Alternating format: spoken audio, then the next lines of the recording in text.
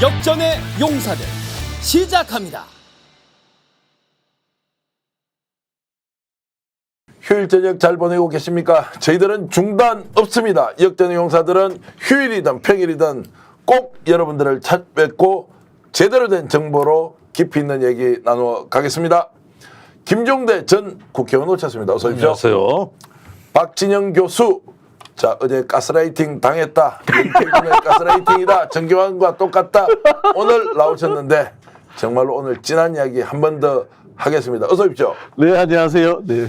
역시 노영이는 똑똑하다. 질문도 잘하고 답변도 잘한다. 라고 명태균의 평가를 받았습니다. 네. 노영 변호사 어서 오십시오. 네, 안녕하세요. 명태균 씨가 진짜 그렇게 했어요? 그렇게 아니잖아. 저한테 얘기했습니다.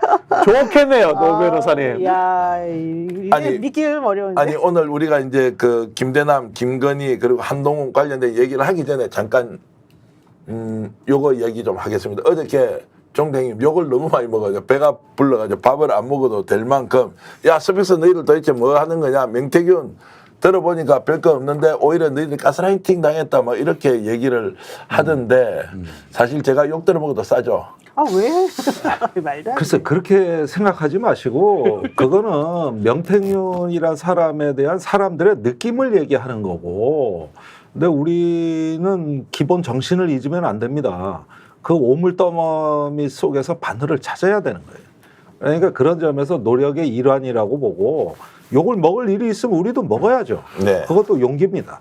그러니까 그런 면에서는 감수할 건 하더라도 의미는 있었다고 스스로 또 평가하실 필요가 있어요. 저는 그 전기현 평론가를 제가 위에서 약간의 변명을 해주자면 꼭 뭐 변명이라고 할 건 아니지만은 그 일단 이렇게 힘든 여건 속에서 그분에게 연락을 해가지고 이렇게 정말 몇 시간씩 전화통화를 하면서 신뢰를 얻는다는 게 매우 중요한 상황이었고, 현실적으로 그분이 우리들에게 뭐 물어본다고 대답을 제깍제깍 다 해줄 사실 이유도 없고 그럴 사람도 아닌 상황에서 갑자기 전화했는데 그렇게 연락을 해주면 당연히 그 취재원 보호 입장이고 뭐를 다 떠나가지고 인간적인 도리로서라도 하실 수 있는 정도만 사실은 하신 거라고 저는 봐요. 그래서 저희들이 어제 했던 시도는 매우 중요한 시도였다. 왜냐하면 실제 그 사람을 어쨌든 우리가 이 유튜브 방송에서 직접 끌어냈다. 그리고 그분이 진정성이 있든 없든 간에 이 자리까지 오게 만든 데는 정기환 대표의 저는 공이 있었다고 생각하고요. 여러분들도 몇몇 분이 조금 이제 그 명태균 씨가 워낙 직접적인 답을 안 하고 자꾸 뺑글뺑글 돌리니까 거기에 대해서 조금 불쾌함이 있으셨을 것 같기는 한데, 그거는 정기환 평론가의 잘못은 전혀 아니니까 양해를 해주실 거라고 저는 믿습니다. 하여튼 뭐 위로를 받으니까 좀 부끄럽기도 하고 아 그렇구나. 인류 역사상 최초로 네. 명태균 씨를 생방송에 목소리로 출연시켰지 그럼요. 않습니까? 정말 예. 대단하신 거예요. 뭐 그걸로 만족하면 됩니까? 네. 아무래도 이제 어제 댓글이 좀 안 좋은 댓글 비판하는 게 많이 올라왔던 게 뭔가 좀 기대를 하면서 이제 명태균 대표가 좀 시원하게 뭔가 터뜨릴 줄 알았죠. 그런 이제 기대를 했는데 들어보니까 전혀 기대했던 바와 다르게 이제 나왔어요. 아니 가스라이팅 그것도 정보입니다. 그것도 정보입니까? 네, 그러니까 어떤 식으로 본인을 방어하는가, 그리고 아직까지 얘기 안 한 게 있다면 그 얘기를 왜 안 하는가, 우린 그 다음 질문이 들어가야 되는 것이지. 그거 한 번에 뭐 다 될 것 같았으면 뭐 세상 벌써 뒤집혔게? 그러니까 그런 부분들은 이걸 통해서 얻을 수 있는 다른 교훈이 있는 거다, 이렇게 생각하시면 돼요. 네, 가스라이팅 대답 한번 해보시죠. 정경환과 박진영은 어제 동급이 됐습니다. 명태균 가스라이팅께서는 어제 이제 독자들이 기대했던, 구독자들이 기대했던 대답이 이제 안 나왔으니까 와 이게 막 언론에서 보도했을 때는 뭔가 큰일이 터진다. 아니 뭐 어쨌든 간에 직접 목소리를 듣는 상황에서는 저 사람으로부터 정보를 얻으려면은 살살 달래야 돼요. 그건 어쩔 수 없는 거예요. 저는 뭐 그런 측면에서 정기환 대표가 오랫동안 저분과 이제 소통하시면서 신뢰를 얻었다는 것만으로도 기자로서의 취재 능력이 있다, 뭐 이런 생각이 들고, 다만 우리 서울의 소리 명수 활명수 이명수 기자와 비교해 봤을 때 네.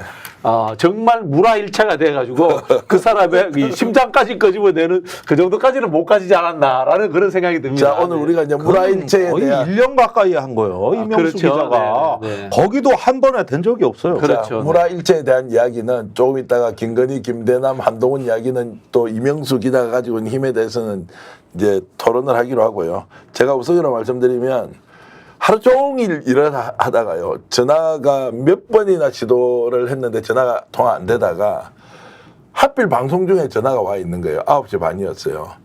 그래서 전화를 하니까 전화를 안 받아. 밤 12시 반에 전화가 왔어요. 그래서 이제 그때부터 전화 통화를 시작했는데 한 30분 정도면 끝나지 않을까. 잠도 못 자고요. 비몽사몽인데 자, 문제 하나 내겠습니다. 김정대 의원님. 네. 밤 12시 반부터 새벽 4시까지 전화 통화를 할 때 듣는 사람이 힘듭니까? 말하는 사람이 힘듭니까? 당연히 듣는 사람이 힘들죠. 예, 제가 그랬습니다.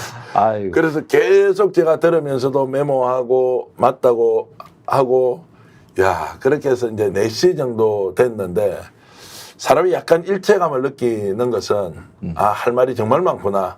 그러면 듣는 게 기자가 할 일이다.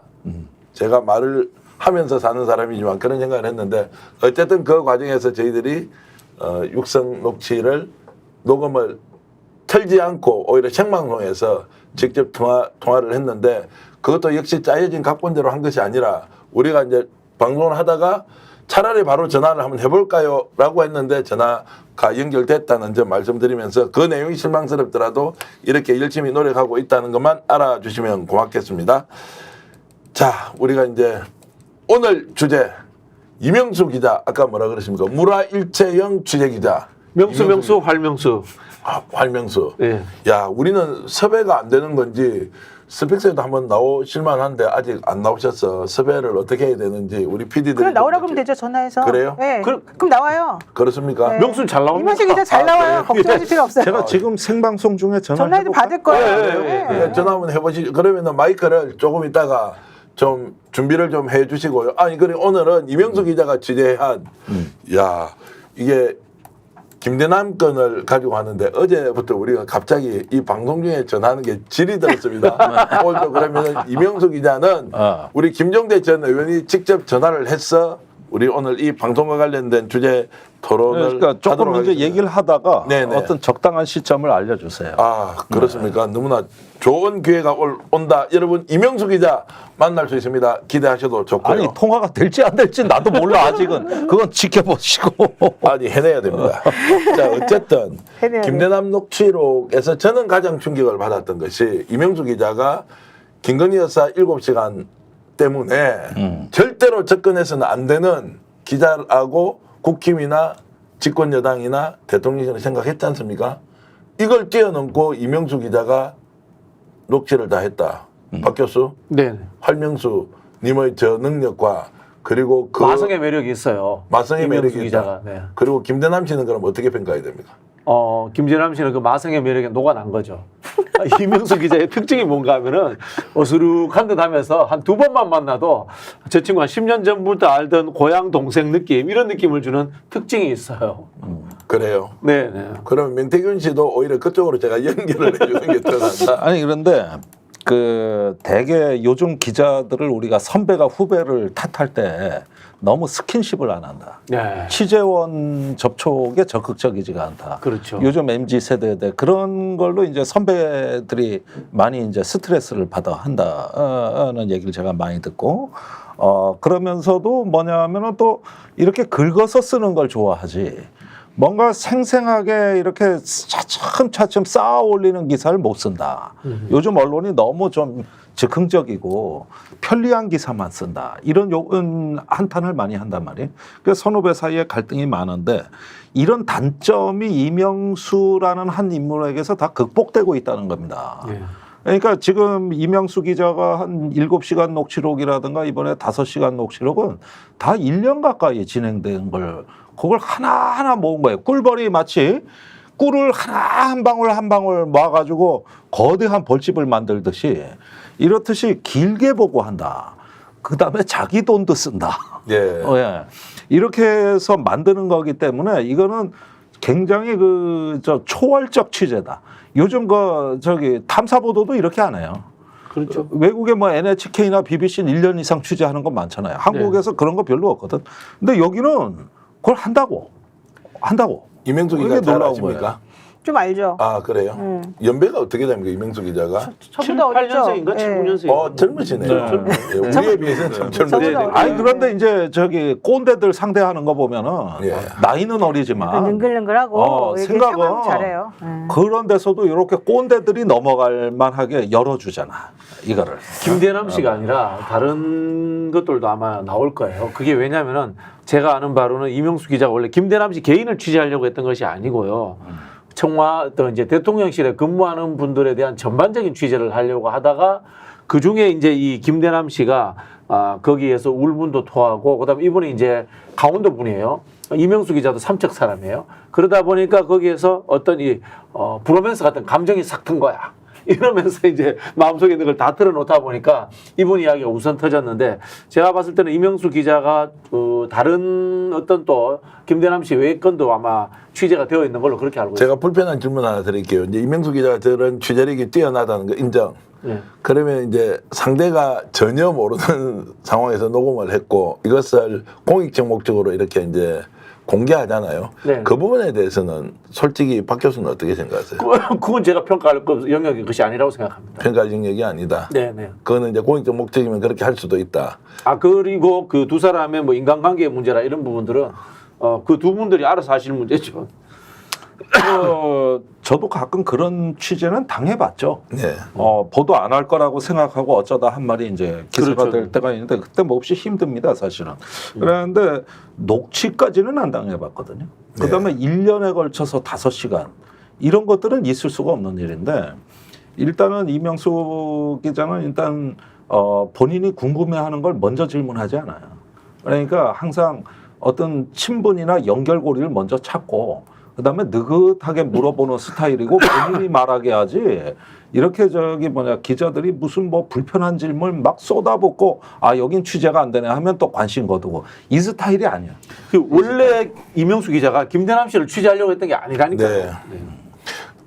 약간 윤리 문제 이런 거 좀 이야기하면 좀 그렇습니까? 어떻습니까? 이제 공공의 가치를 위해서 당연히 공개해야 된다는 쪽과 또 개인이 당사자로 보면 김대남 씨도 굉장히 좀 억울할 수는 근데 있어요. 저는 전혀 억울할 것 같지 않아요. 왜냐하면 네. 그 어제인가 그전가 기사가 하나 났는데 왜 맨날 이렇게 번번이 이명수에게 당하나. 그게 기사 제목이었어요. 조선일보요. 그러니까 4번이나 당했다. 그 처음에 김건희 여사 그렇게 당한 걸 보고 다들 깜짝 놀랐잖아요. 그게 처음이었고 그때 충격 많이 받았었잖아요.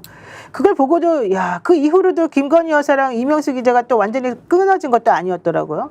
두 번째로 문자를 보냈는데 그래. 하트가 근데 뭐 찍혔다는 거 그건 아닙니까? 잘못 보내 뭐 걸어서 또 하트가 취소했다는 취소를 또 했다고 하죠. 나오는데 취소됐대요. 어쨌든 지금 김대남 씨뿐만 아니라 이명수 기자한테 당한 사람이 되게 많잖아요. 계산책하는 것도 사실은 몇 시간 동안 몇 날 며칠 잠복해가지고 가고. 그러니까 이 이명수라는 사람이 어떤 사람인지 우리가 다 알잖아요. 되게 인내심이 강하고 뭔가 하나 물면은 놓치지 않고. 이제 우리 쪽에서는 그렇게 보지만 상대방 입장에서 보자면은 쟤는 경계해야 될 인물이다 이렇게 생각할 수밖에 없어요. 우리 판례에도 그런 게 나와요.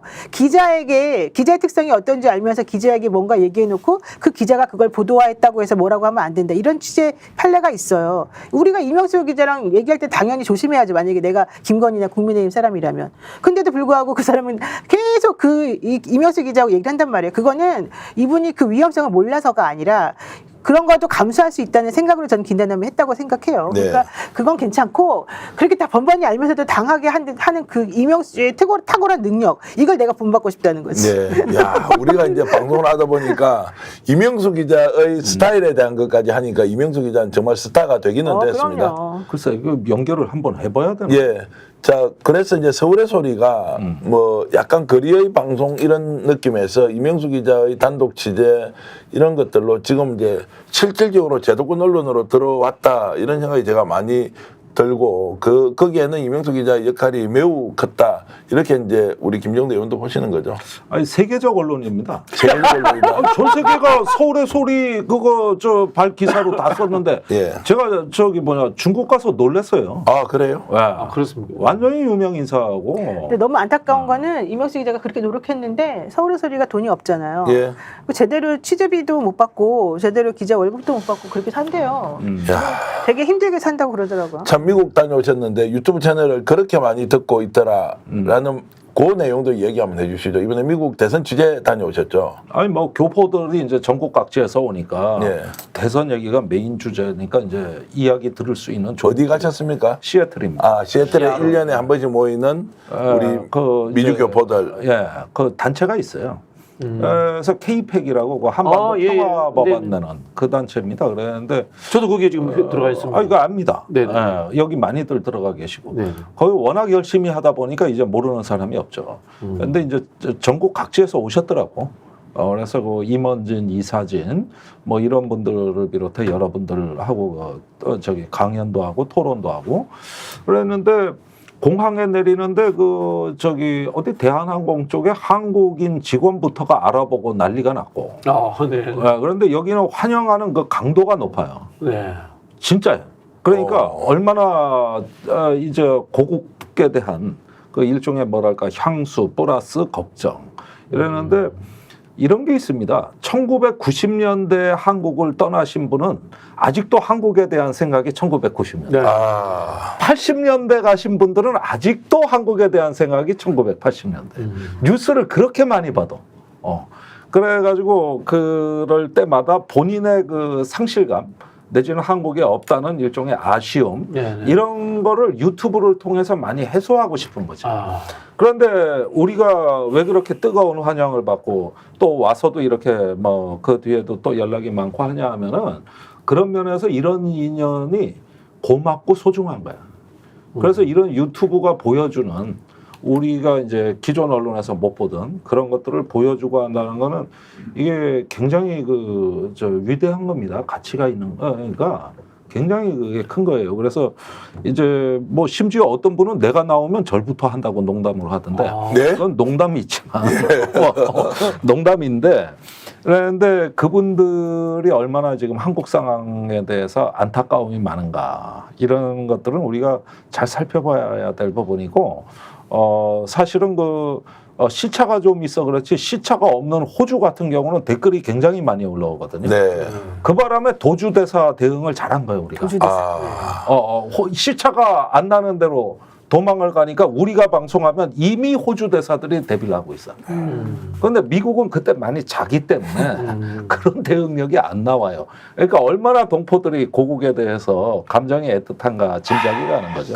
참 그 말씀 들으니까 이제 내년에는 그 행사 있을 때 꼭 저희들도 한번 가보고 싶다 이런 말씀 아예 드리고 현지 방송을 가서 하시면은 그런 시도를 하면 좋겠다는 굉장히 아마 생각이 들고 또 이 방송을 봐주고 계시는 미국, 일본 그리고 북미, 남미, 아시아, 유럽 정말로 오세아니아까지 봐주시는 여러분들 대한민국 국민이라는 그런 자부심 가지고 정말로 우리 방송 그리고 열심히 노력하시는 김정대 의원, 노영희 변호사, 박재민 교수 응원해 주시면 좋겠습니다. 자, 그럼 이제 김대남 사건으로 바로 들어가겠습니다.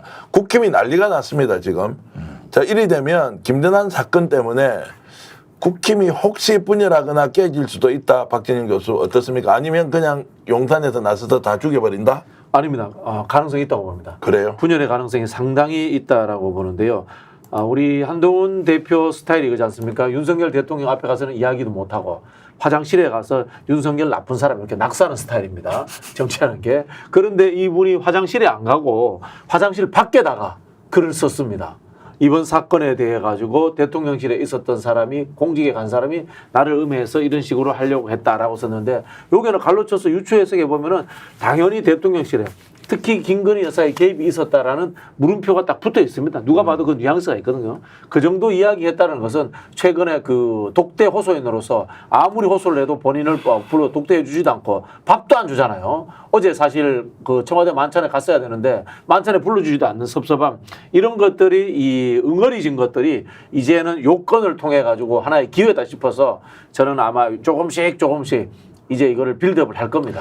그 얘기 생긴 맞는데요. 어제 만찬 같은 경우에 일당백각으로 임하자 막 이렇게 얘기를 하면서 원내 지도부 이게 추경호 원내대표가 먼저 제안해서 만들어진 만찬이라 그러잖아요. 그러니까 이제 표 단속을 위해서 한 거는 맞는데 그래서 또 나왔던 기사 중에 하나가 현실적으로 친윤계는 당연히 이 특검법 재의결하면은 그러니까 부결시키자 이거였고 친한계도 일단 겉으로는 일단 아직은 당분간은 일단 부결시키는 쪽으로 가보자라는 얘기를 했긴 했대요. 근데 저는 계속해서 제가 주장해왔던 게 그럼에도 불구하고 내부적으로 뭔가 이제 조금 분열이 있어가지고 최소한 8표 이상 이거 조금 뒤집어질 수 있을 만한 표는 모을 수도 있지 않겠냐 이제 희망 섞인 말을 계속 했었잖아요. 그래서 저는 사실은 그 기사를 보고 조금 뭔가 좀 까리까리했는데 만찬에 대한 기사가 나온 다음에 오히려 이렇게 되면 친한계 더 열받지 이 생각이 하나 들었고 김대남 때문에 더 열받았는데 이 타임에 김대남 걸 오히려 건수를 명분 삼아서 한동훈이나 친한계 라인에서 오히려 이걸 좀 뒤집어 엎을 수 있는 그런 하나의 계기가 될 수도 있겠다 생각이 들어서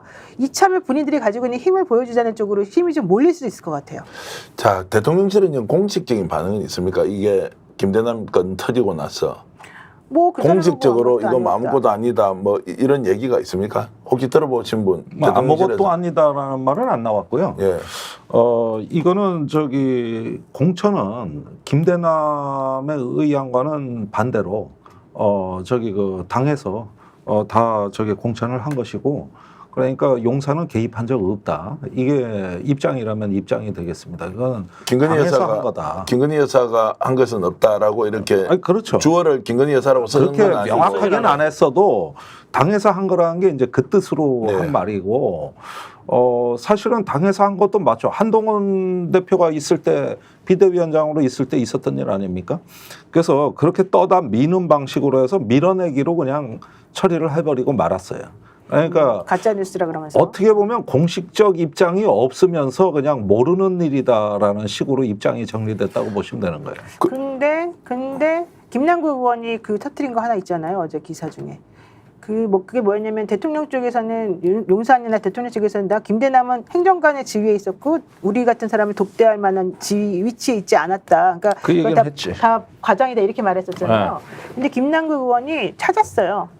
이 김대남이라는 사람이 옛날에 강남구청장 예비 후보 시절에 페이스북에다 올렸다는 거예요. 그 페이스북이 아니라 이제 이 일문일답을 했었던 게 있었대요. 그래서 저는 윤석열 대통령이 어쩌고 이렇게 칭찬하면서 저를 많이 신뢰했다. 그래서 지난 3월 29일에는 대통령 당선인과 2시간 동안 독대라는 귀중한 기회를 얻었다. 이렇게 말했대요. 그러니까 대통령이 아무리 기억력이 나쁘다 하더라도 2시간이나 독대해가지고 한 사람을 전혀 모른다거나 이렇게 할 수는 없는 거잖아요. 그러니까 그런 걸 보게 되면 김대남이 한 말은 어느 정도 그래도 사실일 가능성도 있다라고 지금 얘기를 하는 것 같아요. 자, 그러면 한동훈을 공격하라. 그러면 당신에게 유리한 일이 있을 거고 여사가 좋아할 것이다. 이런 말을 김대남 씨가 지어내서 할 수가 있습니까? 이거는 기획됐다라고 지금 친한들이 이야기를 하고 있거든요. 네. 이게 언제적 이야기냐면 전당대회 때 이야기입니다. 네. 전당대회 때 이야기인데요. 재밌는 거는 이 김대남 씨는 나경원 캠프에 있었다라고 이야기를 하거든요. 그렇죠. 근데 이 질문은 누가 하냐면 원희룡이 합니다. 원희룡이 한동훈에게 하는데 당시 아시겠지만 원희룡 후보는 원래 출마할 생각이 별로 없었는데 윤석열 대통령 만나고 출마한 거다. 뭐 이런 식의 뉘앙스를 본인이 풀풀 풍겼던 사람이에요.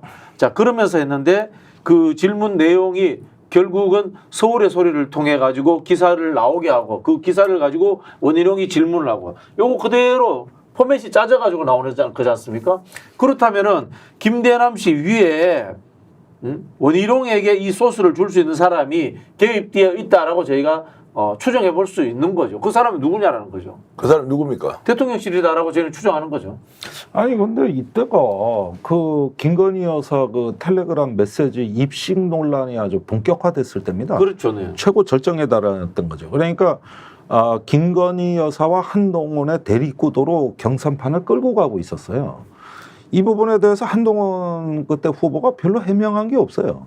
그러면 받았으면 받았다. 아니면 아니다. 뭐 말을 해야 되는데 그러니까 이게 약한 골이라고 확인이 돼버린 거야. 공교롭게도. 그러니까 어떻게 입식을 5번씩이나 할 수 있냐. 이런 식으로 돼버렸는데 여사가 한동훈을 치면은 좋아할 것. 아니 그때 판이 실제로 그랬다니까요. 네. 네, 실제로 그랬고 그러다 보니까 결국은 7월 전당대회가 마치 김건희와 한동훈의 무슨 대치구도처럼 간다. 심지어 이런 인상까지 받았던 겁니다.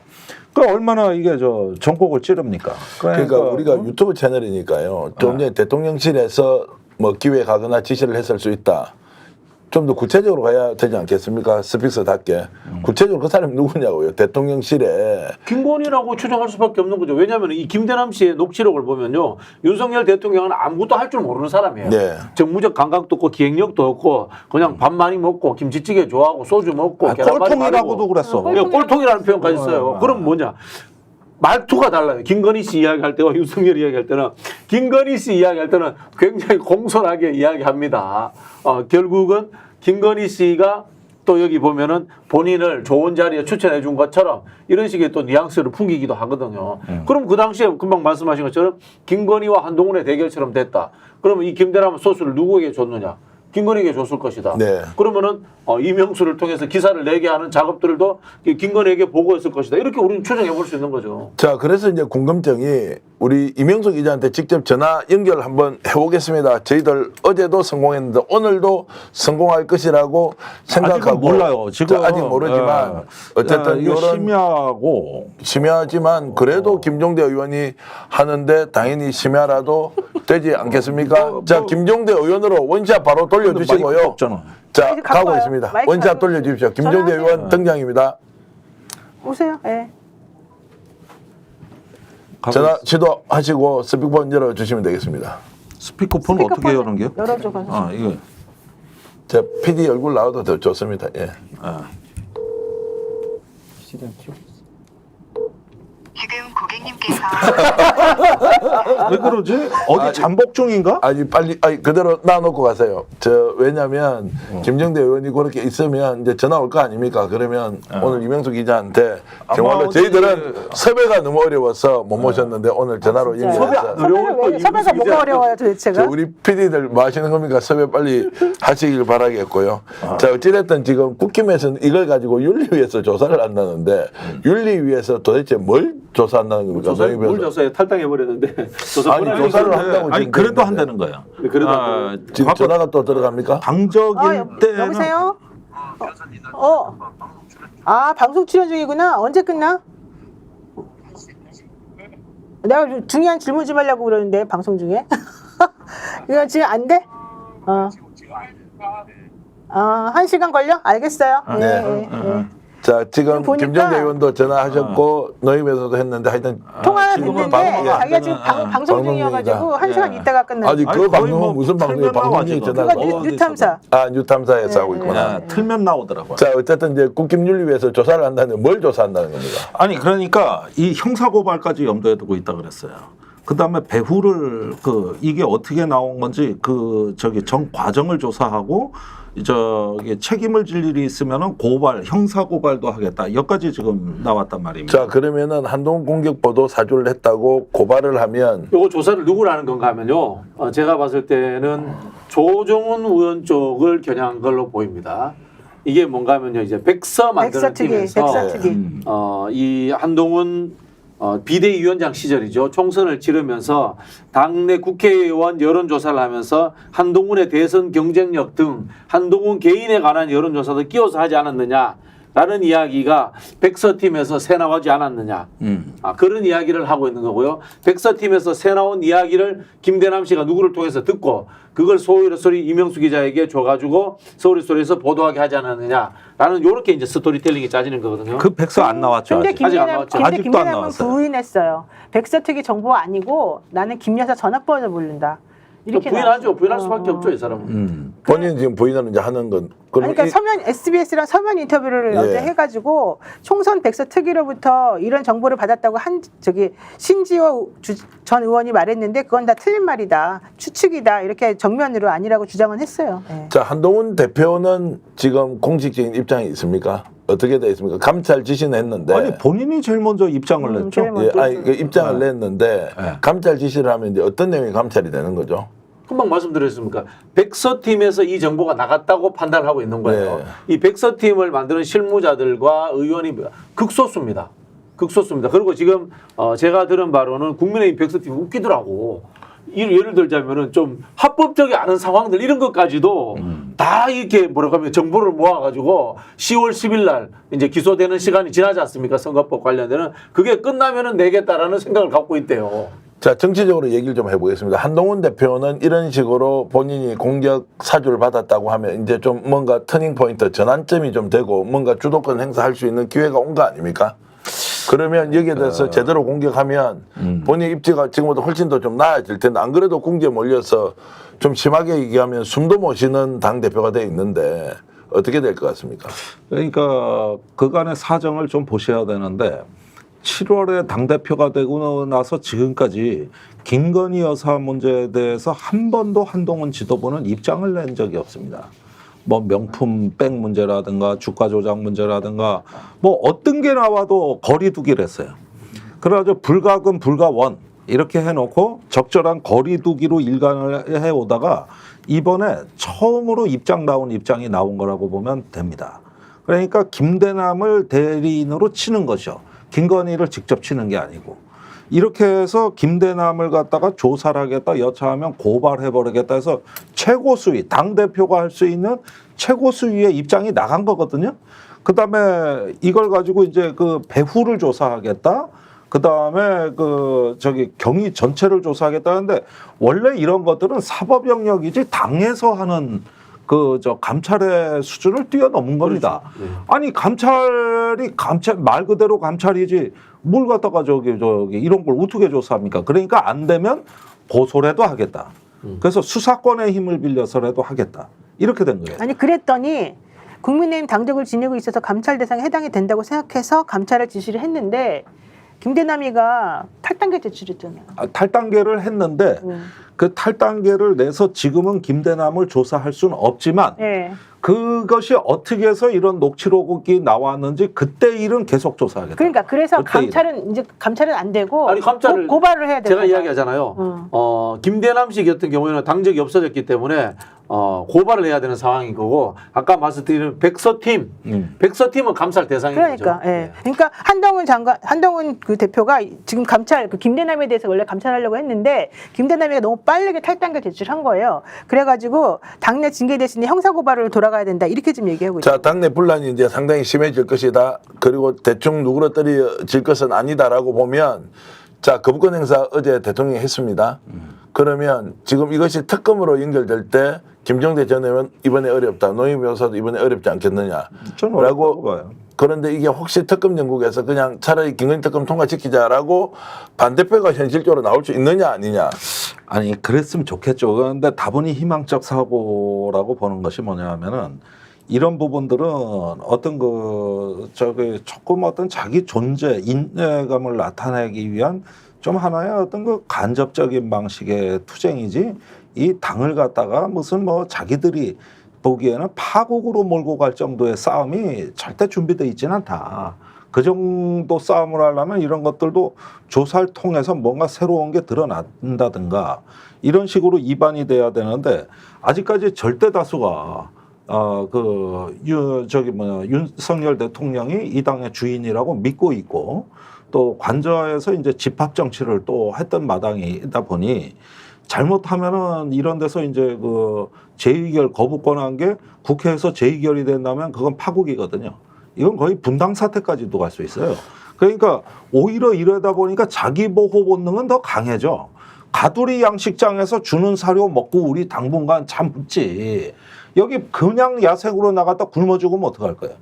이런 식의 어떤 그 위기감들은 오히려 더 고조되기 때문에 적극적으로 안에서 자발적으로 윤핵관들하고 또 연결되는 네트워크가 자생적으로 생겨나고 단속하는 구조. 뭐 5호 담당제 같이 분위기가 있다고 하더라고요. 이런 식으로 돼가지고 오히려 국민의힘의 분위기를 보면 만인을 감시하는 이런 쪽으로 되면서 가두리 양식장의 울타리가 좁고 높게 쳐지고 있다. 그럼 한동훈 걔는 지금 여기에서 부글부글 끓어서 우리끼리 똘똘 뭉치자 이런 거 안 됩니까? 아니 한동훈 걔가 뭐 역사성이 뭐가 있습니까? 역사성이 있든 없든 국회의원들이 배치가 몇 개인데. 그렇게 하고 있는데 그게 아직 확실하게 모여지지가 않고 한동훈이가 끝까지 당대표직을 유지할지도 모르겠다 이런 의심들을 좀 한다고 아니 그래요. 뭐 이 정도 사안이면은 한동훈 대표 사실 한동훈 대표는 수많은 문자들을 갖고 있을 거 아니에요. 마지막 순간에 터뜨리고 같이 죽자 이 정도 협박을 할 수 있는 상황이기 때문에 저는 윤석열 부부가 한동훈 대표를 쉽게 잘라내지 못할 거라고 봐요.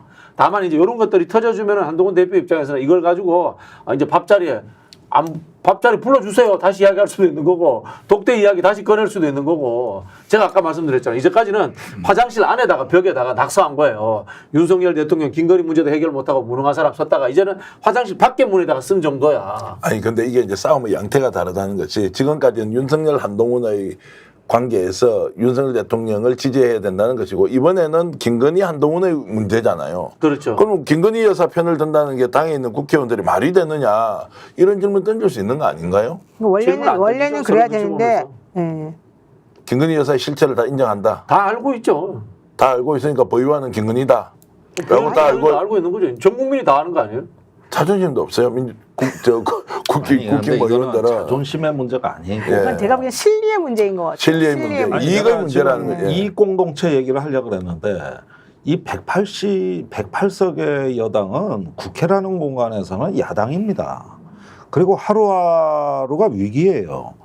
이런 상황에서 어떻게 보면은 윤석열이 싫고 김건희가 정말 우리한테 자산이 아니라 짐이라는 걸 알고 있다 하더라도 여기서 어떤 구조가 변경이 된다거나 여기서 어떤 하나의 어떤 질서가 어떤 이렇게 금이 간다거나 이렇게 해가지고 180석 야당이 어디까지 버틸 수 있느냐 이런 고민들을 할 수밖에 없는 거고 그러면은 이 108석은 이제 이익 공동체로 남아 있는 건데 여기서 자칫해가지고 그 질서에 금이 가면 이제 갈 데가 없어.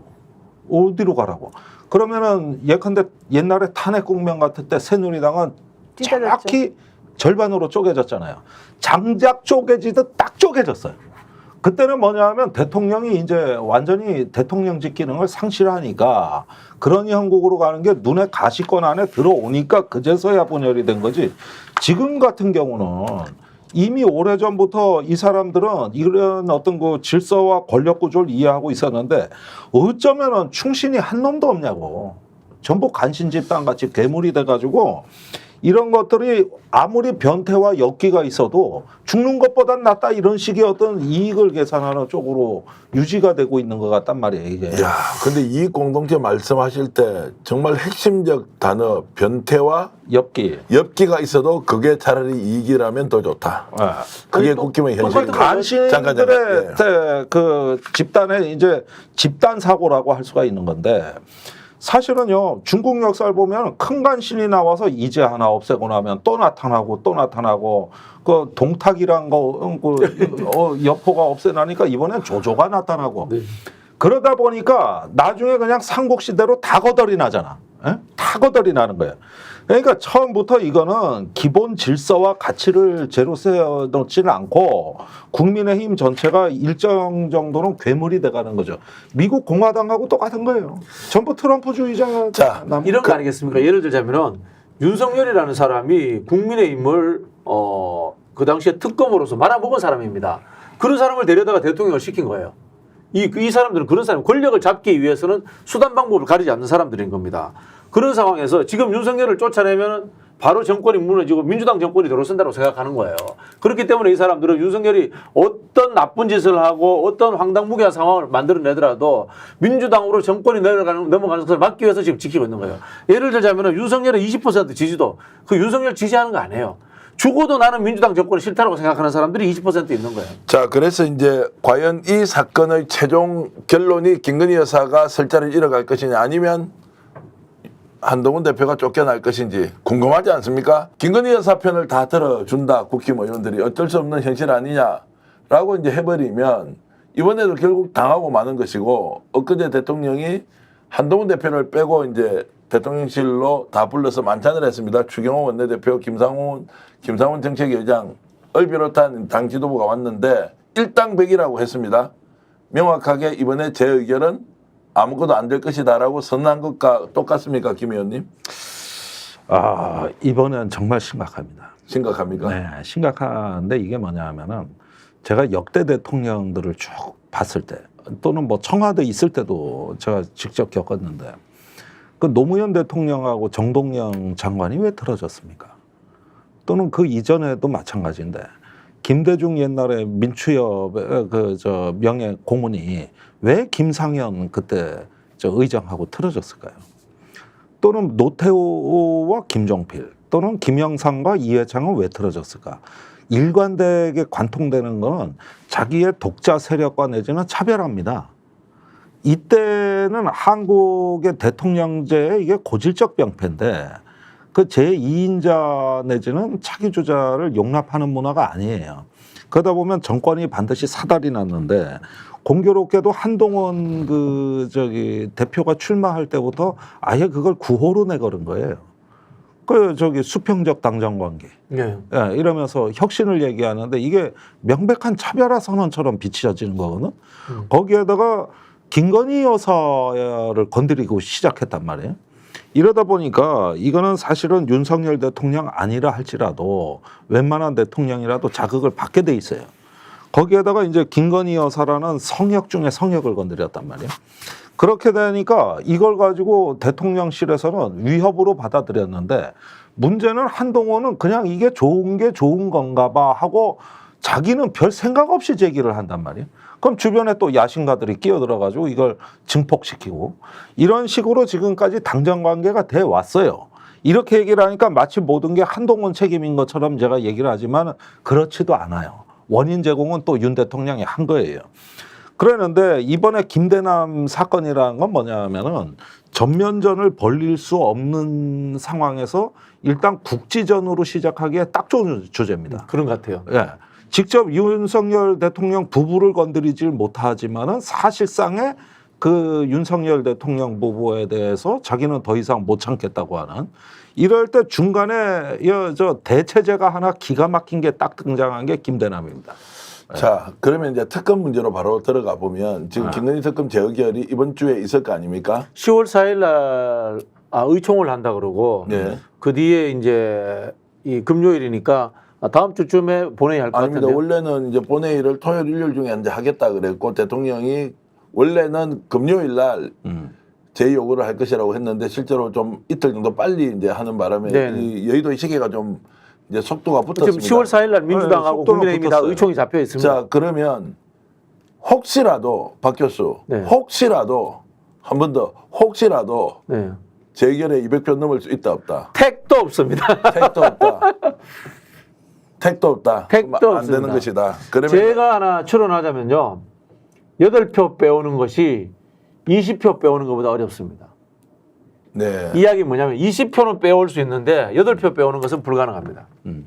아니 그런데 지금 근데 이 부분은 좀 질문 좀 더 해야 될 것 같은데. 무슨 뜻인지 이해 안 되세요? 왜냐하면 같이 20표라는 문제야 것은 나오는 것이지. 20표라는 것은 원내교섭단체 당을 하나 새로 만든다는 뜻이지 않습니까? 아까 우리 김종대 의원님도 그런 이야기 했었는데 정계 개편이라든가 정당 구조의 변화가 생겨가지고 윤석열 대통령에 대해서 어떤 극단적인 탄핵이라든가 특검 이렇게 가는 상황은 가능하지만은 지금의 국민의힘이 당적 구조가 그대로 존재하는 상황에서 배신자들이 3명, 4명, 5명 생기는 일은 저는 없을 거라고 제가 장담합니다. 김정일 의원도 똑같이 생각하십니까? 대체로 그렇게 비슷한 의견인데 말씀드렸다시피 이것이 이제 파국으로 갈 수 있다 그러면서 상호 감시하는 체제로 실제 당이 운영이 되고 있고 오로지 한동훈 감시하기로 지금 윤핵관들이 움직인다고 해도 과언이 아니에요. 그러다 보면은 이탈할 필요는 그렇게 많지는 않다. 그리고 선거가 많이 남아 있어요. 네.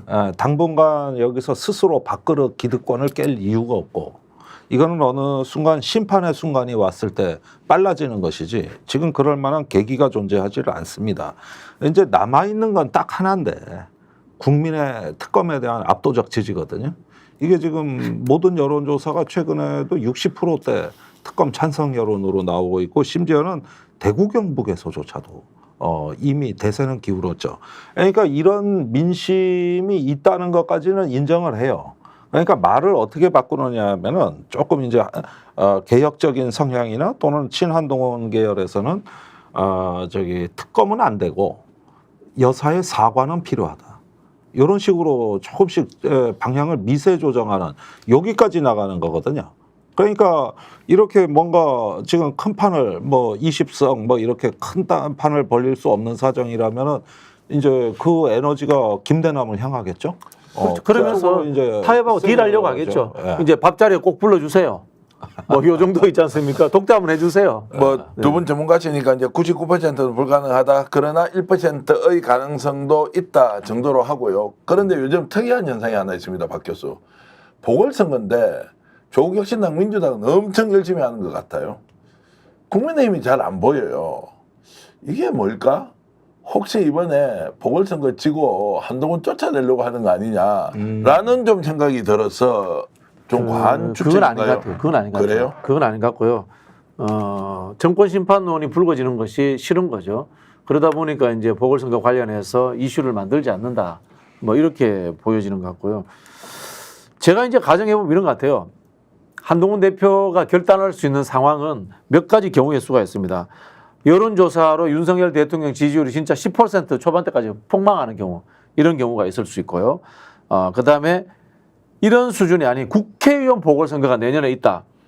그게 한 10석 가까이 된다. 이런 상황이면은 한동훈 대표가 결심할 수 있습니다. 그리고 또 하나, 한동훈 대표의 지지율이 뭐 그럴 가능성은 없습니다만은 이재명 대표보다 대선 지지율이 높게 나온다.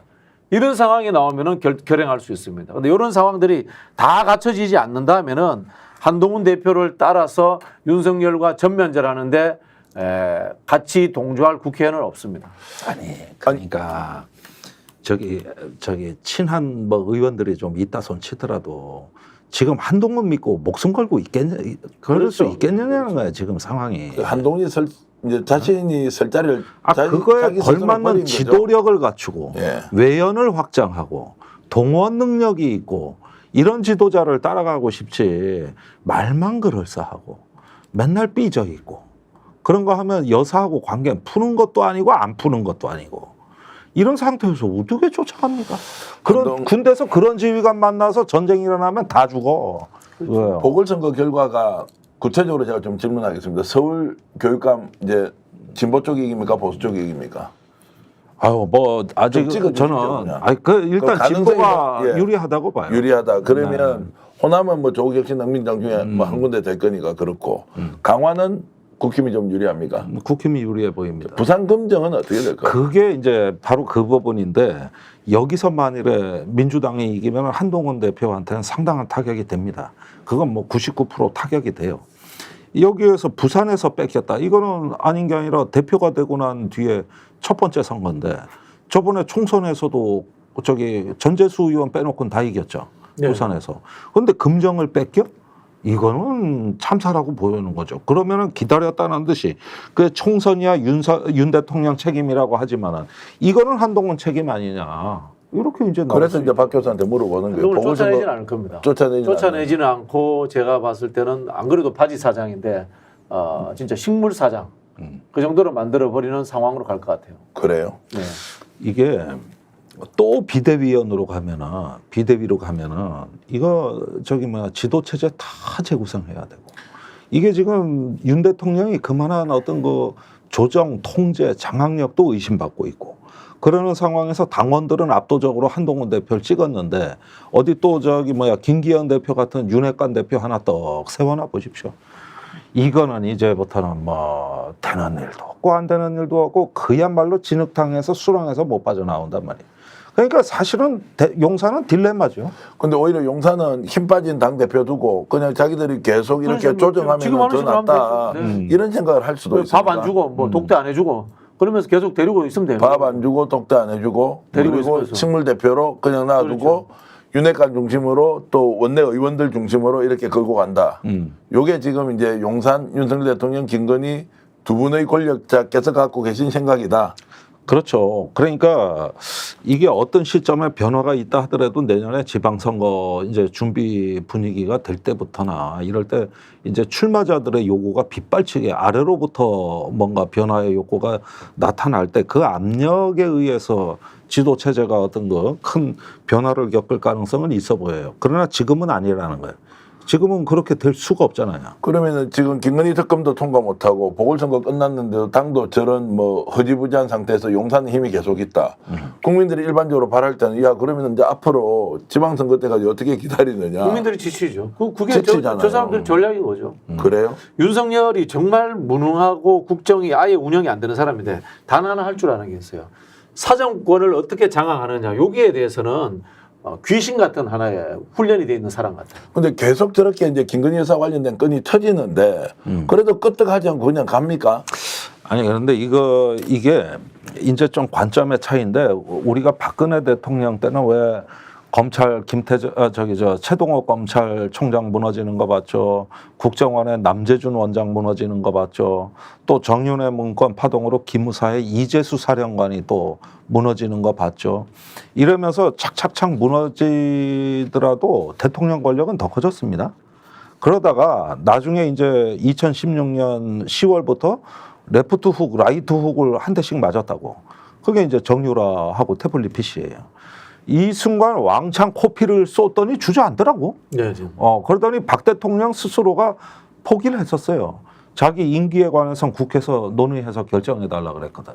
그때 이제 더 이상 못 버티고 완전히 KO 돼버린 건데 그런 모델만 우리가 워낙 보다 보니까 대통령은 저래야 물러나는 걸로 다들 아셔. 그런데 사실 이렇게 잽이 많이 맞아도 어떻게 보면 15라운드까지 가는 것 같기는 하지만은 내상은 그게 더 깊어.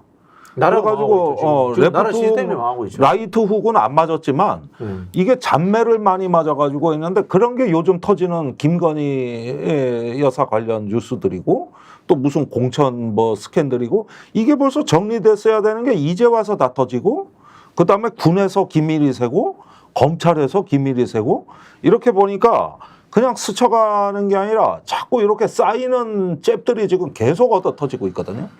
그러다 보면은 이게 어느 순간에 KO패 당할 것 같지는 않아. 그러나 이 잔매가 쌓이는 게 이게 얼마나 심각합니까? 예산권 갖고 있고 수사권 갖고 있다고 그러는데 그 수사권 지금 무너지고 있잖아. 거기에다가 뭡니까? 이번 예산권도 이번에 그 정기국회가 어떻게 되는 걸 좀 볼 필요가 있고 어떻게 예산이 처리되는 올해 예산 문제가 많거든요. 그다음에 국군의 날 저렇게 떡 벌어지게 하고 그 위에 위신을 잔뜩 세웠지만 지금도 군기밀을 계속 세고 있어요. 그것도 셀 수 없는 경호처장이 관저로 사령관들을 불러 모으고 행안부 장관이 방첩사를 비밀리에 방문하고 블랙요원 정보가 중국으로 유출되고 하나하나가 초특급이라고.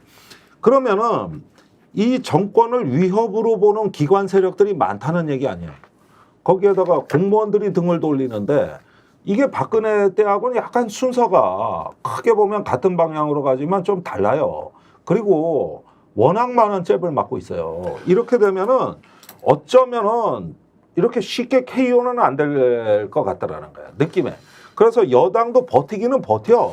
이 구조도 이것도 질서라면 질서인 거예요. 이것도. 근데 그 말씀 들어보면 잽으로 계속 버티고 있는데 네. KO는 안 되고 갑자기 사망할 수도 있겠다. 그 스트레스가 더 심하다고. 예. 옛날에 우리나라 권투 한창 인기 있을 때요. 이런 일이 있었습니다. KO된 선수는 한 방에 KO된 선수는 있잖아요. 바로 틀고 일어나 집에 가가지고 그날 맥주 시원하게 한 잔 먹습니다. 근데 15라운드까지 잽으로 맞아가지고 15라운드에 그렇게 갔다 이런 사람들은 한 달 더 누워 있어야 돼요. 지금 대한민국이 그런 상황이에요. 아니 그게 바로 무하마드 알리하고 그 프레이저가 싸운 세기의 대결. 그다음에 조지 포먼도 알리가 꺾긴 했지만 알리가 그때 완전히 죽을 뻔했어요. 자, 그때 15라운드까지 갔잖아 그때. 자 그러면 이제 마지막 하나 남은 것 국민들이 봤을 때는 지지율이 그러면 10%로 갔다. 이제 이때는 잽이 다 모여서 무너지는 겁니까? 무너지죠. 아니 그러니까 지지율이죠. 아니 이때부터는 사실은 레임덕의 초기 단계는 이미 나왔어요. 그런데도 이 정부는 회복할 생각도 없고 회복도 안 돼. 그러니까 사실은 이미 망한 정권이에요. 이미 망했어요. 이미 망해서 회복력이 사라진 거는 망한 거예요. 숨은 붙어 있지. 빨리 죽어야 돼. 숨은 붙어 있고 이게 생명 유지 장치는 가동이 됩니다. 그거는 이제 법이 있고 제도가 있고 권력이 있기 때문이에요. 그러면 생명 유지 장치는 작동이 되고 있지만 그게 어디 산 겁니까? 그게 어디 산 거라고 얘기할 수가 있어. 그래서 10%가 되면 뭐냐면은 정책 집행이 안 돼. 이게. 지금도 안 된다고 했다고 하더라고요. 자, 그래서 얘기해요. 여론조사 결과 10%로 내려갈 수 있다 없다 이런 건 어떻게 전망하세요? 똘똘 뭉쳐서 20%가 더 견고해지고 있다 이런 얘기도 있는데. 이번에 정기국회를 거치면서 집권 여당의 무능함이 이제 국민들에게 계속 노출이 되고 그러면서도 주요 현안이 있을 때 당정 협의가 원만하지 못하고 그 사이에 민생의 고통이 가중된다든가 이런 것들이 있는데 어느 순간에 사소한 것도 아니지만 어떤 민생을 잘못 건드리면 폭발할 수가 있어요. 예컨대 어떤 나라에서 뭐 최근에 그 좀 민주주의가 성숙되지 않은 나라에서 폭동, 유혈 사태 이런 거 나는 사연들 자세히 보라고. 대부분은 가스값이나 기름값 인상이에요. 아니면 세금 폭탄. 대부분 이걸로 폭발한다고. 그런데 우리 지금 전기세 어떻게 돼가고 있어? 이거 지금 올리는 문제가 올리긴 올리는데 누구 부담이냐 뭐 벌써 이 논쟁 나오는데 여기서 한번 악소리가 나온다든가 아니면 실업이나 자영업 문제에서 나온다거나 의료 대란이 또 뭐 어찌어찌 된다거나 이런 부분들이 보면은 그게 현대 민주국가에서는 대부분의 변란이 그걸로 일어나더라고. 외국 가도 대부분 사연이 똑같아요. 자, 국정감사 기간 동안에 정부의 무능이 낱낱이 드러나면 그런데 이런 문제를 당정이 말 한마디 못했다 그러니까 얼마 전에 동아일보 사설 제목대로 지금 가서 고기 먹을 만큼 한가. 고기가 이제 목구멍으로 넘어가냐 이거네요. 목구멍으로 넘어가냐. 아니 실제로 그런 표현이 나왔어요. 그것도 보수 언론이 있어. 네. 그러니까 이런 부분에서 이 기능이 이 집권 세력이 작동하지 않는다. 어떤 국민들에게 이제 응답하기에는 이제 정권의 기능이 작동하지 않는다. 이런 판단들이 있을 때 이제 공직사회나 어떤 그 언론이나 이런 우리 사회 오피니언 리더들이 어떻게 반응하겠습니까? 이거는 식물 정권이죠. 이거는 식물 정권이지. 지금 이제 정책적인 거나 이제 국정 운영의 전반에 대해서 말씀하시죠. 저는 정치 공학적으로 접근을 했어요. 반기문이 있어야 돼요. 국힘의 반기문. 국힘의 반기문이 있어야 돼요. 2016년 5월 달에 반기문이 이제 사무총장 시절입니다. 대선 후보를 나올 것처럼 이제 그때부터 떠들기 시작합니다. 자, 박근혜 지지율이 빠졌단 말이에요. 폭락합니다. 폭락하는데 이 박근혜를 지지했던 사람들은 민주당 정권이 들어오는 것은 절대적으로 막아야 되겠다고 생각하는 사람들이야. 근데 반기문이 뜨면서 지지율이 30% 가요. 그 당시에 문재인 후보가 15% 16%밖에 안 나왔어요. 자, 박근혜가 쫓겨나가더라도 민주당 정권으로 가지 않고 보수와 비슷한 정권을 자격부릴 수 있겠구나라는 희망이 생기면은 윤석열을 극단적으로 아직도 지지하고 20%가 빠져나올 위치가 생깁니다. 공학적으로. 그런 부분이 있고요. 두 번째, 저는 민주당이나 야권이 특검, 김건희 이거 해서 되는 시점이 아닌 것 같아요. 바로 탄핵 던져야 된다고 봐요. 성안에 지금 반란을 꿈꾸는 사람들 있단 말이에요. 있는데 밖에서 5만 명이 쳐들어가고 6만 명이 쳐들어가고 이렇게 해가지고 안 되는 거예요. 뭔가 하면은 바로 공성전을 들어와서 성을 점령하겠다고 하면 그때 배신할 수 있는 거야. 한번 생각해 보십시오. 지금 김건희 특검법에 내가 찬성해 줬다. 사정권한 윤석열 대통령에서 다 갖고 있고요. 최혜병 특검 찬성해 줬다.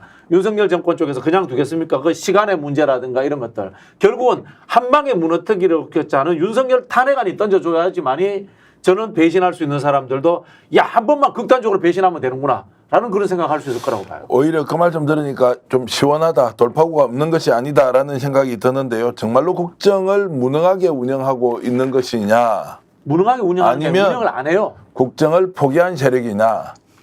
자, 아니 그러니까 요 얘기는 해야 될 것 같은데 이 김대남 사건이 이제 국민들에게 주는 메시지는 이게 이런 간신들이 득실득실하다는 건 민낯을 보게 됐단 말이에요. 이제 안을 들여다보게 됐단 말이에요. 어떻게 이 정권은 충신이 한 놈도 없냐 그래. 다 보니까 기회주의자 내지는 간신들 아니냐. 이게 엽기와 변태의 시대입니다. 네. 이런 식으로 국민들한테 이미지가 다가가고 있다는 거. 그렇게 보니까 저기는 나중에 대통령이 나중에 그 뭐 퇴임을 하거나 아니면 탄핵이 돼서 검찰 포토라인에 쓸 때 그 여사하고 같이 지켜줄 놈 아무도 없겠다는 아무도 생각이에요. 없겠죠. 그러니까 이게 바로 간신들의 특징이야. 지들은 살려고 튄다고. 최근에 정진석 비서실장이 더 이상 못 해먹겠다고 후임 알아보라 달라고 뭐 건강 핑계 대고 있다는 소문도 들린단 말이에요. 원희룡 비서실장 소리 그래서 나왔습니다. 자, 그러니까 이런 게 지금 제가 보기에는요. 그 소위 말하는 윤핵관이라는 자들도 대통령을 진정으로 자기가 지키겠다는 생각은 없어요. 윤핵관 이러니까 뭐 수문장이고 호위무사처럼 얘기하는 것 같지만은 오히려 더 문제가 많아요. 그러면 의심은 더 커지고 이렇게 계속 가는 거야 이게. 이게 역기와 변태, 에? 저기 진면목이라고 이게. 버티고 있는 게 신기합니다. 그리고 참고 있는 국민들 더 이상 못 참겠다고 하는데 그것이 탄핵이든 특검이든 뭔가 돌파구가 나와야 될 텐데 아마 끝은 비참할 겁니다. 우리가 상상하지 못하는 비참함으로 끝이 날 것입니다. 말씀하셨듯이 누가 측근이면 누가 충신입니까? 아예 없습니다. 왜냐하면 이익 공동체요. 그 말도 좋은 말입니다. 사적 이익, 사익만 챙기는 권력 사유와 그리고 자신의 개인적인 영달만을 위해서 뛰고 있는 정권처럼 보이지 않습니까? 여러분, 이 정권 하에 살고 있는 우리 국민이 대단합니다. 조금 더 참으면 우리가 원하는 시기, 원하는 상황이 온다고 저는 생각합니다. 오늘 역전의 용사들 10월 3일 개천절 날 여러분 함께 했습니다. 구독, 좋아요 이렇게 눌러주시면 큰 힘이 됩니다. 여러분 덕분에 100만 넘어섰습니다. 101만을 향해서 가고 있고요. 하루에 1000명 이상씩 계속 저희들 구독자로 늘어나고 있습니다. 여기에 대해서 자만하지 않겠습니다. 감사함 가지면서 좋은 방송 할 것이고요. 그리고 제보 기다리겠습니다. 열심히 취재하겠습니다. 그리고 명태균 씨 사건 끝까지 추적하겠습니다. 여러분 주장하실 내용 있으면 언제라도 우리 방송의 문이 열려 있습니다. 함께 공유하는 그런 시간 갖겠습니다. 시청해 주신 여러분 오늘 너무너무 고맙습니다. 안녕히 계십시오.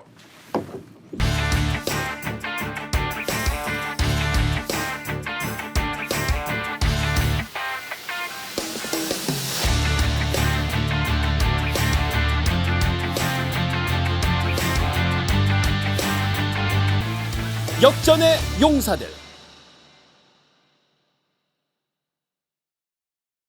스픽스는 말하는 언론입니다. 대세는 유튜브, 그중에서 스픽스. 좋아요, 댓글, 구독, 알림 설정. 여러분이 저희를 사랑해 주시고 우리가 여러분을 사랑하는 4가지 방법입니다.